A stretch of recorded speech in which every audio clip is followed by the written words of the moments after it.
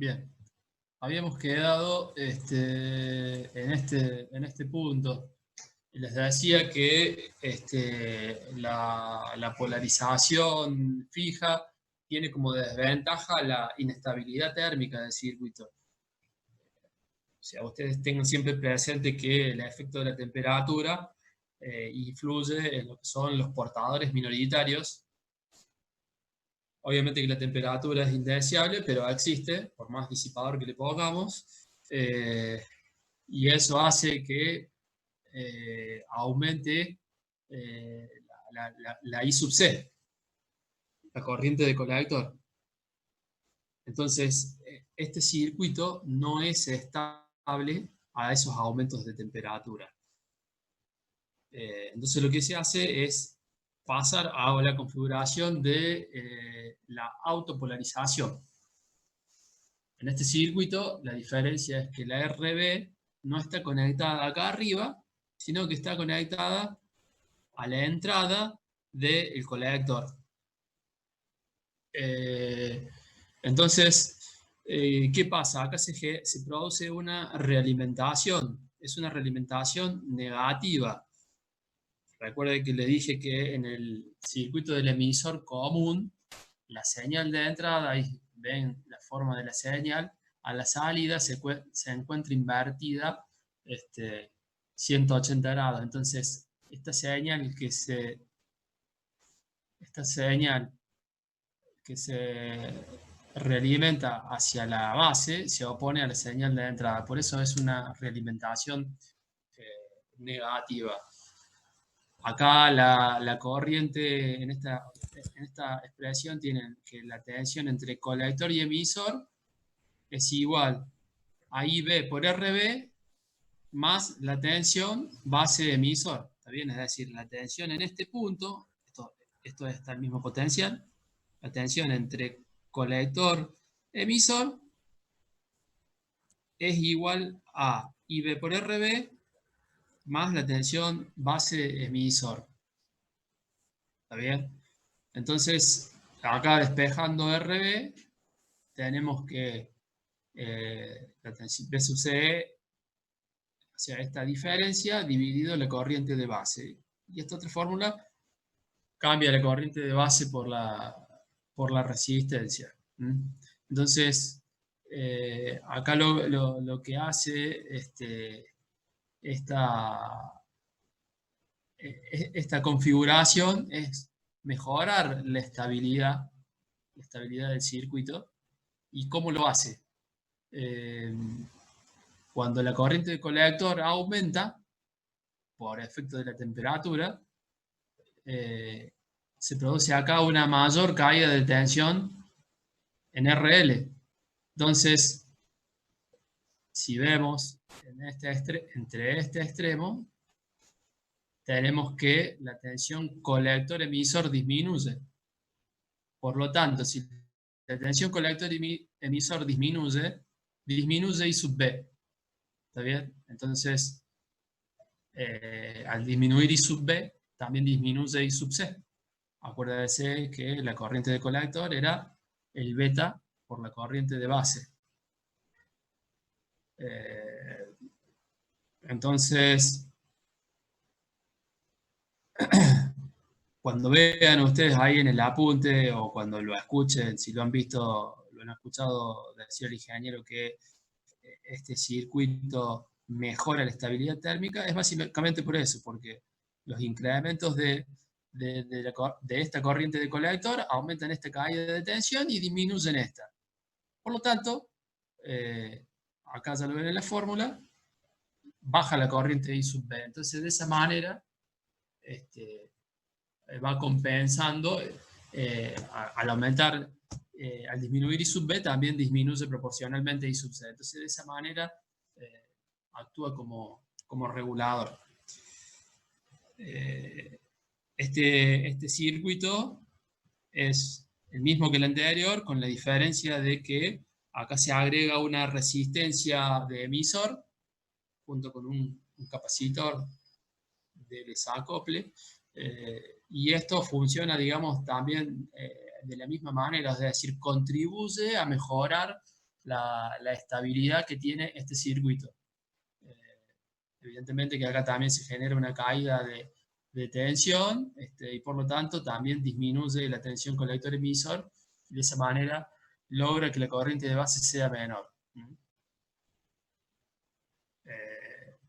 Esta configuración de conexión resistencia de emisor también puede ser dada para la polarización fija, ¿no? Bien.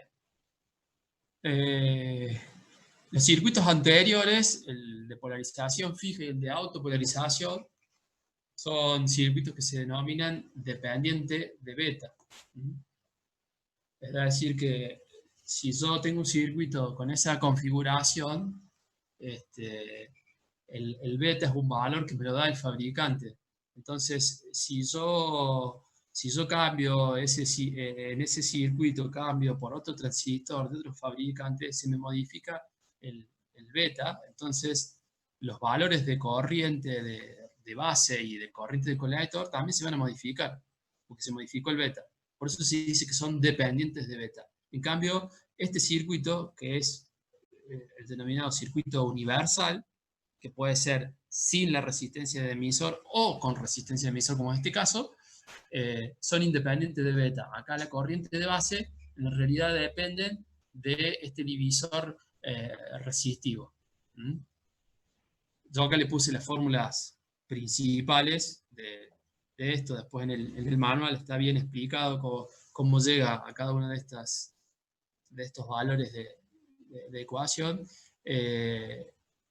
Y algo para tener en cuenta, que es cuando nosotros realicemos la resolución de ejercicios, que básicamente es decir, cuál es acá la idea, determinar cuáles son los valores de RB que yo tengo que poner al circuito y que me permitan poder polarizar el transistor con un determinado valor de corriente de base. Entonces lo que hacemos es toda esta parte del circuito es reemplazarla y tratar de transformar todo esto como si fuese un circuito de polarización fija. Es decir, lo que vamos a hacer es estas dos resistencias, reemplazarla por una resistencia que vamos a llamar resistencia de base. Bueno, en realidad va a ser un valor de una fuente y una resistencia de base. Ese valor de fuente que vamos a poner ahí, lo utilizamos considerando todo esto como si fuese aplicando Thevenin, es decir, obteniendo un valor de tensión de Thevenin y un valor de RB, que sería la resistencia de Thevenin. De esa manera vamos a poder nosotros hacer una conversión de este circuito para determinar estos dos valores de resistencia. ¿Bien? Bien. Eso hasta que vimos hasta ahora, entonces, eran, digamos, las formas de polarizar el transistor. Dijimos polarización fija, autopolarización y circuito universal. Yo recién les hablaba de lo que es la recta de carga. La recta de carga es esta recta que se ve acá y que se obtiene analizando la masa de salida. Es decir, la tensión BCC es igual a la tensión colector-emisor más la caída en la resistencia RL. ¿Está bien? Esto me define esta ecuación que representa esta recta que está acá. Entonces, según sea qué resistencia le ponga yo a la salida, voy a ir variando la pendiente de esta recta. Mayor resistencia, mayor es la pendiente. ¿Se acuerdan que en una parte yo les dije, cuando vimos digamos, esta gráfica, hablé de lo que es el punto de trabajo? El punto de trabajo es, digamos, donde yo lo voy a hacer operar al transistor. Hay dos puntos de trabajo que se conocen. Uno es el estático y el otro es el dinámico. El estático se refiere al punto de trabajo que yo voy a establecer cuando polarizo el transistor. Es decir, cuando yo polarizo el transistor, dijimos, establecemos valores de tensión y de corriente y obtenemos el punto Q. Entonces, ese punto Q va a estar sobre esta recta de carga, en cualquiera de estos puntos. Yo voy a elegir a dónde quiero que esté. Si yo quiero que el transistor trabaje como un interruptor o trabaje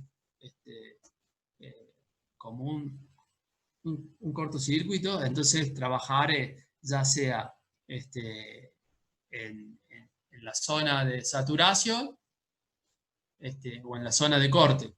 ¿Está bien? Es decir, cualquiera de esos dos extremos, mi punto de trabajo va a estar acá, y de esa manera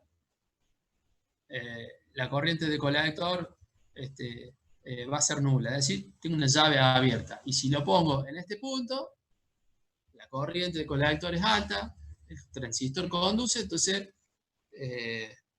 está cerrada. Ahora, si yo quiero que amplifique, voy a elegir el punto. ¿Y cuál punto voy a elegir? Y depende de depende de la señal que yo quiera amplificar. Esta recta es una recta estática, dijimos, porque ya ahí más adelante vamos a ver qué pasa cuando aplicamos una señal de corriente alterna para amplificar. Pero cuando ustedes vean en los ejercicios, yo por ahí le pongo que el punto de trabajo se encuentra en la máxima excursión simétrica, porque este punto, cuando se aplica, es estático, y cuando se aplica la señal pasa a ser dinámico y se mueve a lo largo de esta recta. Evidentemente que la máxima excursión se va a dar cuando esté como está ahí en el medio. Si yo el punto de trabajo lo elijo acá, la máxima excursión va a venir hacia acá para una señal senoidal, va a estar dada, digamos, en este punto, en este rango. No es que va a venir hasta esta parte, sino que se va a mover en este rango. Por eso, digamos, es importante determinar dónde yo quiero hacerlo trabajar al transistor y determinar cuál es este punto Q. ¿Se acuerdan que en la de gráfica anterior habíamos visto que estaba en el origen, no está polarizado? Había otro que estaba por acá, un punto por acá, otro muy cerca de la curva de disipación. En fin, eso lo voy determinando yo según el arreglo de la resistencia de carga y según de los valores que establezco de tensión para poder fijar este punto Q.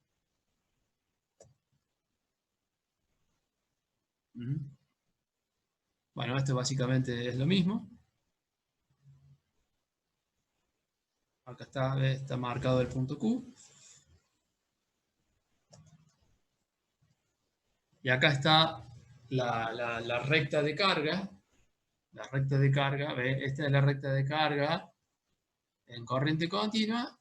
Y en el caso de tener aplicada una señal, se modifica esta recta de carga, se modifica y pasa a tomar esta forma. Es decir, este punto Q ahora se va a mover a lo largo de esta recta. ¿Bien? Bien, bueno.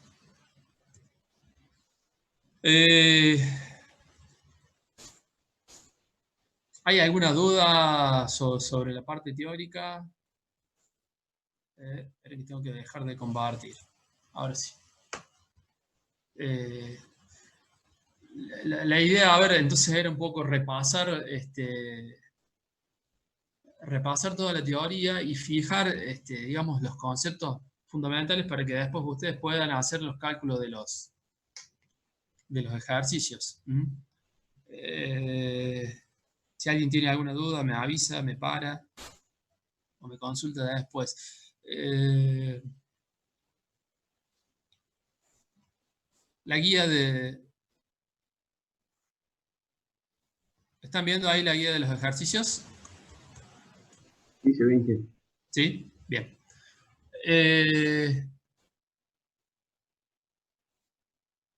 Acá Básicamente el primer ejercicio es algo, no es de cálculo, sino es a modo de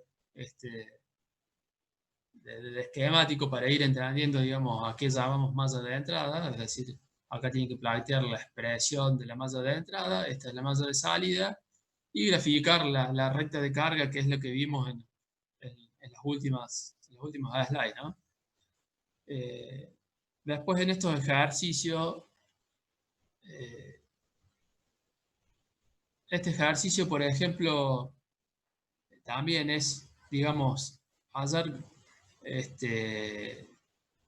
cuáles son las condiciones de funcionamiento para cada uno de los casos, es decir, según los diferentes valores que vaya tomando el valor de la fuente, y establecer también siempre en todos los casos trazar cuál es la recta de carga. Acá en este ejercicio se plantea primero hacer estos cálculos considerando un beta de 100 y después para el mismo circuito con un beta de 150. Entonces ahí van a ver qué pasa, digamos, en qué condición está para el punto 1 con este valor de fuente de 1,5, si está en la zona activa, en la zona de conducción. Y en este caso acá, fíjense, dice qué valor tengo que ponerle a la fuente B sub B para cuando el transistor esté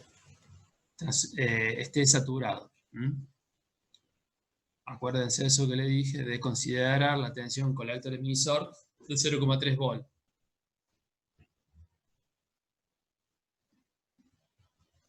Este otro circuito también es simple, o sea, es simple acá, es establecer, digamos, valores de corriente de base.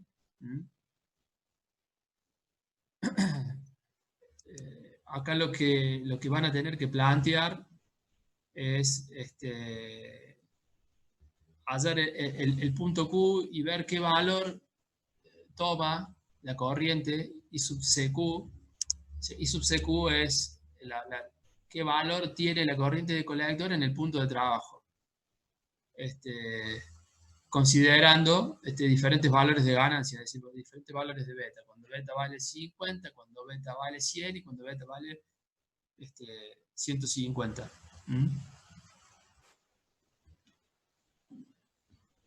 Bueno, este otro ejercicio ya esto tiene en cuenta lo que es polarización fija. También es muy simple, es decir, es plantear, recuerden, el malla de entrada, la malla de salida.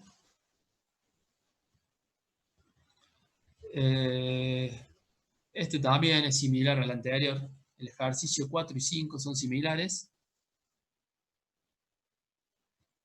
Y acá en el caso del ejercicio 6, el ejercicio 6 y el 7, creo que eran 8 ejercicios, y el 8 también. Si bien el 8 ya acá tiene una fuente, pero en realidad básicamente es lo mismo, determinar estos valores de resistencia. Como les decía recién, yo después les voy a pasar una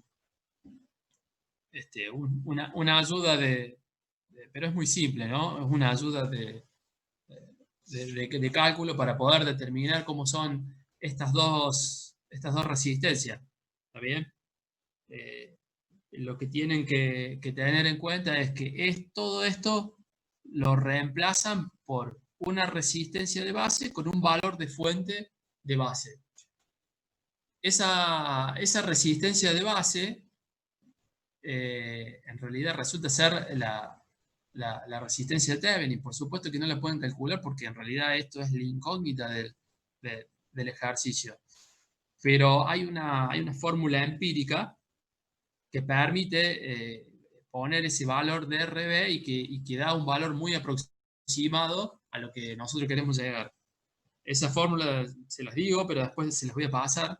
RB es igual a beta por la resistencia del emisor dividido 10. ese va a ser el valor de resistencia que tienen que poner acá. Y el valor de la tensión de la fuente de Thevenin, ese sí le pueden calcular. ¿Mm? Es decir, el valor de la B sub B que van a poner acá, ese sí la van a poder determinar. Igual yo les voy a pasar una ayuda para que puedan entenderlo y efectuar, hacer el cálculo. ¿Eh? Y acá está, bueno, este también es otro. Es similar a este ejercicio donde se pide determinar los valores de R1 y R2. ¿Mm? Y acá hay que considerar la variación de la corriente de I sub C para un beta que varía entre 40 y 120. ¿Mm? La idea sería ahora hacer estos ejercicios que tienen que ver básicamente con... voy a dejar de compartir la pantalla, que tiene que ver, digamos, con lo que es la polarización del transistor, y ya después avanzaríamos en ejercicios que tengan que ver con aplicación de señales. Yo les voy a compartir, si puedo, la verdad que no lo he probado todavía, pero creo que por la capacidad que tiene, por el tamaño que tiene el archivo, se los voy a compartir no por Gmail, sino por, bueno, no me sale,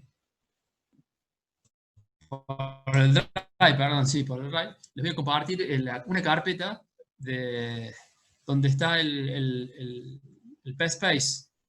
La idea sería que ustedes lo instalen y veamos si en la clase que viene o ya después del receso empezamos a trabajar algunos ejercicios a través de la simulación de PSpace. Básicamente va a ser armar los circuitos en PSpace y bueno, ponerlos a funcionar y ver gráficas y valores de tensión y de corriente. O sea, básicamente lo que ustedes calcularon acá, llevarlos a PSpace. Así que yo les voy a compartir esa carpeta. Hay que hacerle ahí un craqueo al software, pero es muy simple y hay un tutorial ahí que está explicado de cómo hacerlo. Inclusive hay que poner unos códigos. Es bastante simple. Así que yo para la próxima, ahora ya en breve se los estoy compartiendo y en el transcurso de estos días les estoy pasando el detalle de la ayuda de ejercicio, y si alguno tiene alguna duda, como siempre, a disposición de ustedes y me consultan para lo que sea. No sé, ¿hay alguna duda, alguna pregunta? Creo que hablé mucho ya. Pueden hablar ustedes.